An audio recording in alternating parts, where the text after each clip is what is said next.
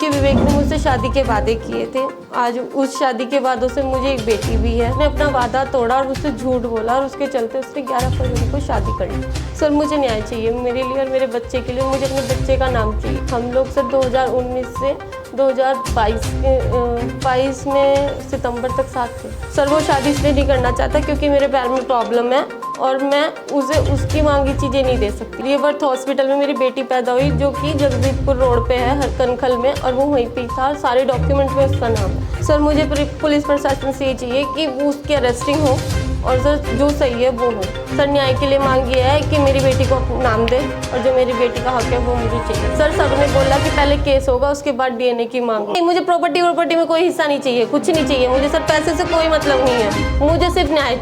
क्या मामला है, किस चीज़ को लेकर आज आप प्रेस के सामने पूछते हैं? सर मामला ये है कि मैंने कंप्लेन की है सर विवेक के खिलाफ, और सर उस कंप्लेन में मेरी कोई हेल्प नहीं हो रही है। मुझे 4 महीने हो गए हैं घूमते घूमते, और इस बीच उसकी दूसरी शादी भी हो गई। ये कंप्लेन आपने विवेक को?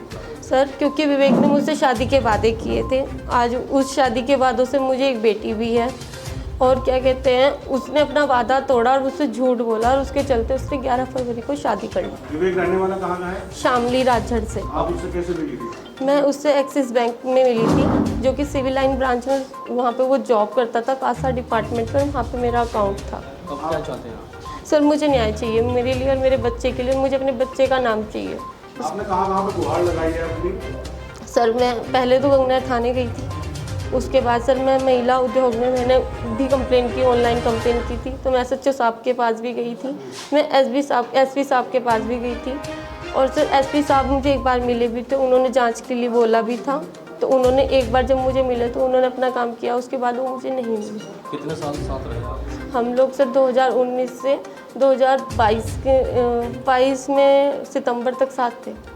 और इस बीच में आपको एक बिटिया भी हुई। हाँ जी सर। इस समय आपको बिटिया हुई, उस समय आपने उनसे नहीं बोला कि वो आपसे शादी करें? सर मेरा हर दिन हर रोज़ का यही प्रयास था, हर रोज़ का, और ये करते करते ऐसा हाल आ चुका था कि सर मैं डिप्रेशन में भी रही हूँ। और उसने मुझे नींद की गोलियाँ, और यहाँ पे डॉक्टर अहमद के यहाँ पे मेरा ट्रीटमेंट उसने खुद ही चलाया। डॉक्टर अहमद भी जानते हैं, वो मुझे खुद डॉक्टर के यहाँ लेके आया, और उसने एट लास्ट मेरे पापा को ये बात भी बोली है कि आपकी बेटी पागल हो चुकी है, कुछ समय से अपने पास रखो, ये जब ठीक हो जाएगी तो घर भेज दो। शादी क्यों नहीं करना चाहते? सर वो शादी इसलिए नहीं करना चाहता क्योंकि मेरे पैर में प्रॉब्लम है और मैं उसे उसकी मांगी चीज़ें नहीं दे सकती जो उसे चाहिए थी। उस समय तो आप उसके साथ थी, उस समय तो सारी जरूरतें पूरी कर ली थी आप? हाँ जी सर, जिस टाइम तक मैं ज़रूरतें पूरी कर रही थी, क्योंकि मैं उस टाइम काम करती थी।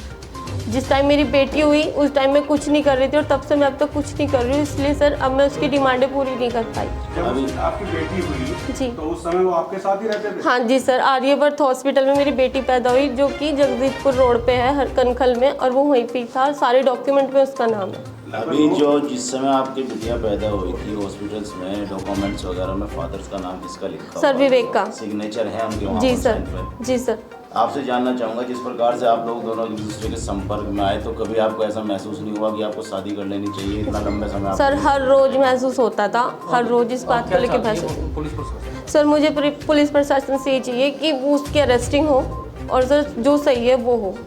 आपने बताया कि आपने मार्केट से भी कुछ पैसा उठा के उधार हाँ जी उसके सर, ऊपर खर्च किया जी है, सर। तो उसका कुछ एविडेंस है आपके पास? जी सर, मेरे पास सब कुछ है सर, मेरे पास सब कुछ है। तो आपने पुलिस को दिया? मैंने सब कुछ दिया सर, सब कुछ दिखाया, सब कुछ बताया, मैंने सब कुछ कर दिया। अच्छा, अभी न्याय के लिए क्या मांगे आप?